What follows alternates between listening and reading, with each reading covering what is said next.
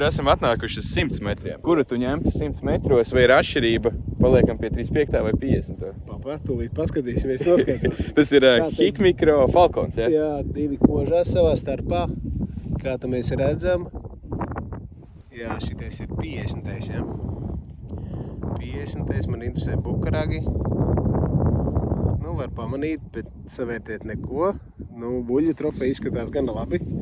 Tas bija 50. Un kā tad mums tiek galā 35. Nu, arī var pamanīt bukam ragus un trofeju buļļa. Diezgan labi var savērtēt, bišķi švakāk varbūt to pašas augšas, bet nu neko. 100 metros abi divi gana labi. Ieteiktu kādam viņu pirkt? Jā, nu kas ir forši? Hikmikro, kad ir ļoti viegli korpusi. Tiešām ļoti viegli. Vēl viena lieta ir tas, ka šeit ir niknāka baterija, nevis 18650, tā kā akumulātoru neizdodas mums nosēdināt un pat nepamanam to, ka viņi sēžās nost.